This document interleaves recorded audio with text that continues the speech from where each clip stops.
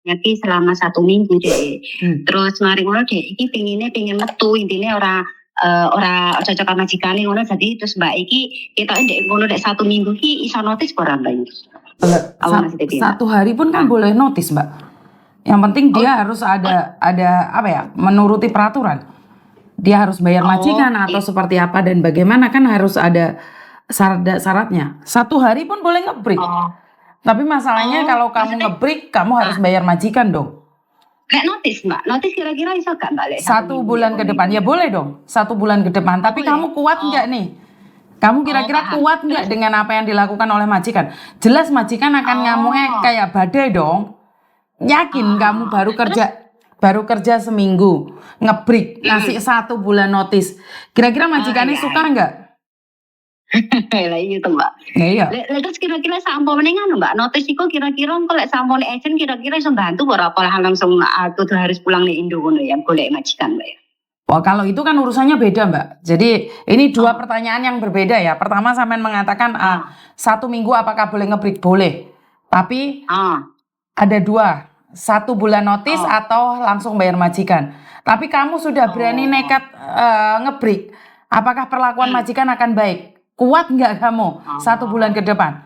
Saya takutnya kamu difitnah lah, mencuri lah. Ntar masalahnya bukan selesai sampai di situ, malah masuk penjara atau seperti apa? Oh iya. Jadi jane iku anu lho Mbak. Jane saurunge kan iku jane iku kan ndek kono kan enek sing cicilamane kan 3 tahun. Berarti tak omongi yo sampean bertahan ae lho. Lek maksudnya koyo ngono kuwi wong cicine sing biyen sakmono iso bertahan badanmu kan. Dhek seminggu lho sih ya. Iya, seminggu kan masih masa-masa penyesuaian. Dan kalau kamu memang mau notis, kenapa kamu harus nunggu 1 bulan? Ya mendingan kamu kerja 1 bulan punya uang langsung pergi. Nah, jane ngono ya Mbak. Menurut pendapat saya ya, karena kamu harus tetap taati peraturan. Kalau kamu baru kerja seminggu notis, ya jelas majikan mana yang nggak marah Mbak. Bayar agent mahal sekali loh, nggak murah loh. Iya Mbak. Bener nggak? Iya. Ya wis iku Mbak Yun ya. Ya wis lah suwen ya Mbak Yun ya. Yo, terima kasih. Yo, bye-bye. Waalaikumsalam. Oke, jadi 1 minggu notis. Apakah boleh? Boleh kok. 1 hari notis boleh kok. 1 hari masuk majikan pingin notis boleh kok. Tapi ini videonya jangan dipotong-potong ya. Tapi kalian harus sesuai dengan term and conditionnya. Majikan boleh nginterminit kalian. Kalian baru buka pintu naruh baju, majikan nggak suka nginterminit kalian juga boleh kok. Jadi memang ada term and conditionnya di mana kalian, jika kalian tidak suka dengan pekerjaan itu, kalian boleh ngasih 2 cara. 1 1 month notice ke depan, 1 1 month notice gaji.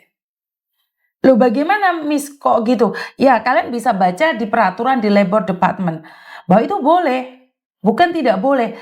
Tapi setelah kalian notice, ini efeknya akan jadi panjang ya Mbak ya. Jadi tidak semudah itu aja ya. Jadi kamu selesai ngebreak, notice, terus kamu mau cari majikan lagi nih.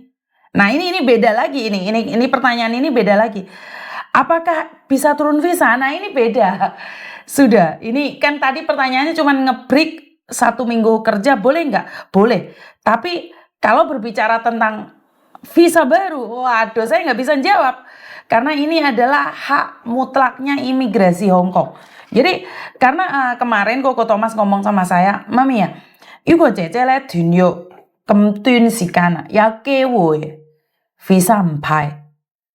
Jadi imigrasi sekarang semakin memperketat. Iya sebenarnya bukan semakin memperketat ya, karena memang dari dulu sudah ketat ya. Cuman karena dari banyaknya kejadian seminggu ganti majikan ataupun 1 bulan notis, jadi imigrasi sedang mempertimbangkan mengurangi masalah-masalah yang ada. Tapi kadang-kadang dari imigrasi sendiri sebenarnya harus menyelidiki juga dari pihak majikan. Ada apa dengan majikan ini? Kenapa setiap kali cecenya itu berhenti bekerja? Dan jika imigrasi memblacklist majikan itu, kalian harus tahu bahwa majikan itu orang Hong Kong dan mereka punya keluarga di Hong Kong. Sementara sampean itu cuma 1 orang. Kapan namanya sudah di blacklist dari imigrasi, nggak bisa balik lagi ke Hong Kong, udah kelar hidup kita, selesai, kita pulang Indonesia, atau kita akan cari negara lain. Tapi seorang majikan yang di blacklist oleh imigrasi, contohnya, saya nih, karena saya sering interminate Cece, saya di blacklist, nggak boleh mengambil pembantu lagi. Tapi kan suami saya bisa, Mbak. Anak saya bisa. Mertua saya bisa. Bener nggak? Jadi karena itu selalu berhati-hati. Makanya banyak mbak-mbaknya yang mengatakan, majikan saya ini sudah di blacklist loh Miss Yuni, tapi kenapa masih bisa ambil pembantu? Ya karena majikan kan punya keluarga di sana sayang. Sementara kita itu sendiri, kita nggak punya nyawa double di Hong Kong. Kita itu sendiri, kita melakukan apapun itu sendiri. Karena itu saya selalu katakan semangat di dalam segala hal, nggak kuat dideleh, kita pulang baik-baik. Jangan sampai bertengkar dengan majikan, jangan sampai kita otot-ototan dengan majikan, jangan sampai kita menyalahi peraturan yang sudah ada. Jadi buat teman-teman, saya selalu berdoa buat kalian semua, lakukan yang terbaik agar rezeki kita juga mengalir dengan baik, menjadi berkat buat keluarga kita, agama kita, dan juga negara kita. Jadi tetap semangat apapun yang terjadi di negeri orang. Seenak-enaknya hujan emas di negeri orang lebih enak di negeri sendiri. Bener nggak? Walaupun hujan batu ya, tapi sebenarnya nggak enak juga sih kalau hujan batu ya, karena hujan air tiap hari aja bikin demam. Tapi ini cuma sebuah istilah buat teman-teman semuanya yang saat ini berada di luar negeri. Simpan uangmu dengan baik-baik, manfaatkan peluang saat ini saat kalian berada di luar negeri. Kesempatan ini sangat istimewa sekali. Tidak semua orang bisa memilikinya, apalagi kalian yang legal ya. Dan kalian harus tetap semangat, lakukan yang terbaik. Dan buat teman-teman yang saat ini ilegal di luar negeri yang lagi mendengarkan ocehan saya, jaga diri baik-baik dan juga simpan uangnya juga baik-baik, karena apes tidak ada dalam kalender. Saya tidak menginginkan beberapa contoh-contoh kasus yang sudah saya lihat sendiri dengan mata kepala saya sendiri itu akan ada. Dan hari ini saya pribadi mengucapkan banyak-banyak terima kasih buat teman-teman yang jarang lihat nonton live saya, karena saya jarang live di akhir-akhir bulan, di awal tahun ya, bukan di akhir bulan ya. Di awal tahun saya jarang live, tapi saya selalu ada buat kalian. Dan video-video saya kalian bisa lihat itu saya ulang. Saya tidak peduli dengan orang yang mengatakan ya pantas saja nggak dapat button line, atau pantas saja nggak banyak viewernya, atau pantas saja. Saya bukan itu.